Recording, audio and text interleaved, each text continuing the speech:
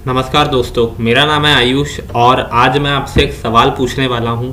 और वो सवाल है कि क्या ऐसा पॉसिबल है कि आप अपना पैसा किस दिन में डबल कर सकते हैं इन्वेस्टमेंट करके स्टॉक मार्केट में। Is it possible to double your money in 21 days through investing in stock markets.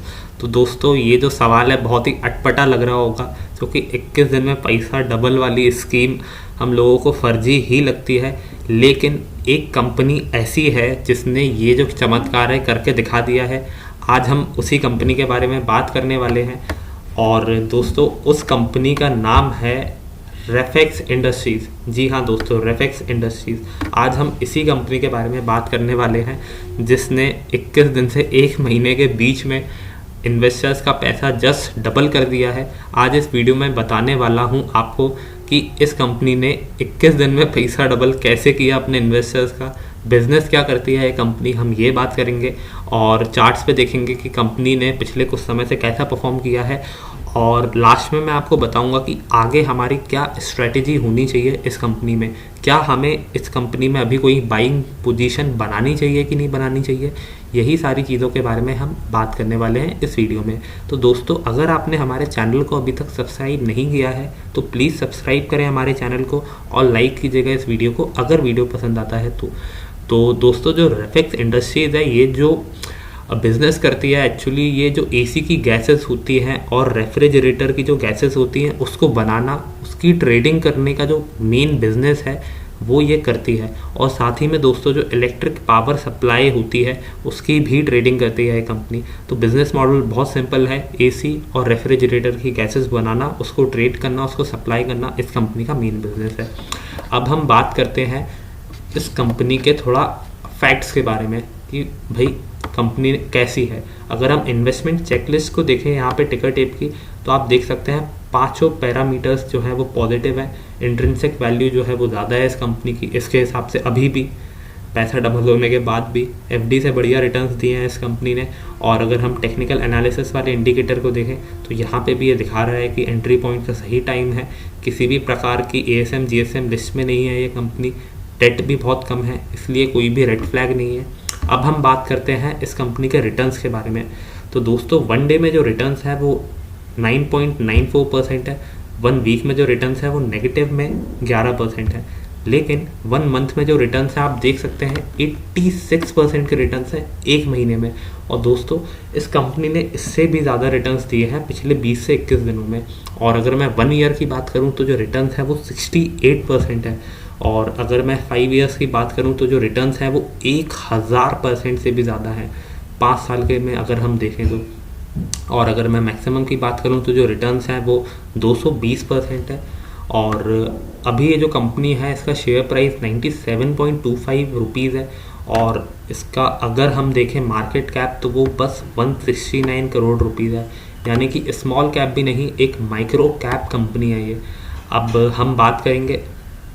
हम बात करेंगे उन रीजंस के बारे में जिसकी वजह से ये जो स्टॉक है इतना ज़्यादा बड़ा है। इसके लिए हमें जाना पड़ेगा screener.in पे।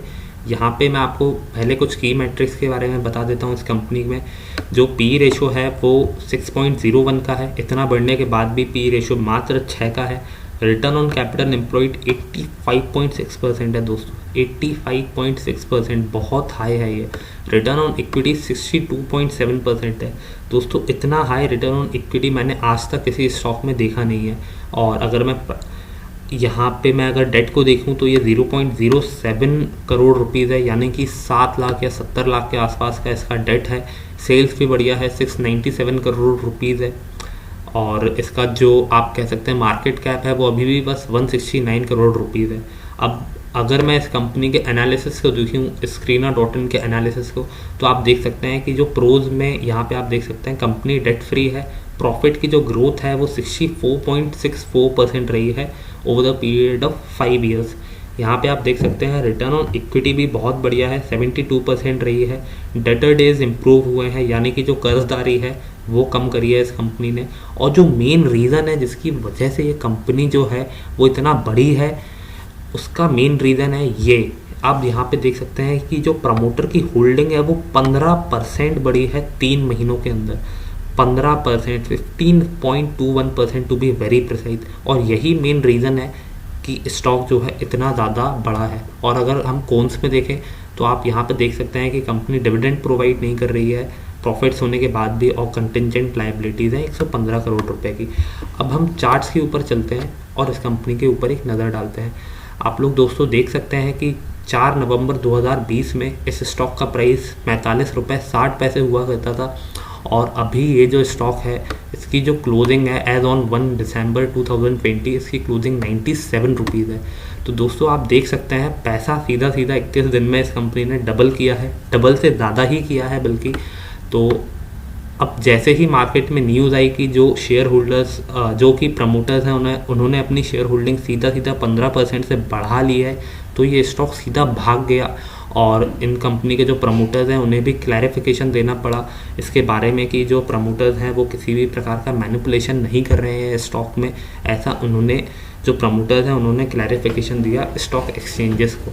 अब हम बात करते हैं कि हमें इस कंपनी में करना क्या चाहिए, क्योंकि आप दोस्तों देख चुके हैं कि 50 रुपये का स्टॉक सीधा 100 रुपये के आसपास अब ट्रेड कर रहा है। तो दोस्तों ये जो स्टॉक है इस कंपनी का जो साइज़ है वो बहुत छोटा है, और आप देख सकते हैं आज ये 10% बढ़ा है। तो दोस्तों इस कंपनी में अगर आप इन्वेस्टमेंट करने का सोच रहे हैं तो दोस्तों एक चीज़ का याद रखिएगा कि हो सकता है कि इसमें आपको रिटर्न्स बहुत अच्छे भी मिल सकते हैं और बहुत बेकार भी मिल सकते हैं, क्योंकि छोटी कंपनीज बहुत अनस्टेबल होती हैं, इनके स्टॉक प्राइजेस में ट्रेडिंग कम होती है। तो ऐसा भी हो सकता है कि आप जो है अपने शेयर को कुछ कुछ दिनों तक बेच ही ना पाएँ, क्योंकि अगर ट्रेडिंग ही नहीं होगी स्टॉक में तो आप बेचेंगे कैसे। इस कंपनी में अब अपर सर्किट और लोअर सर्किट लगने के भी चांसेस हैं।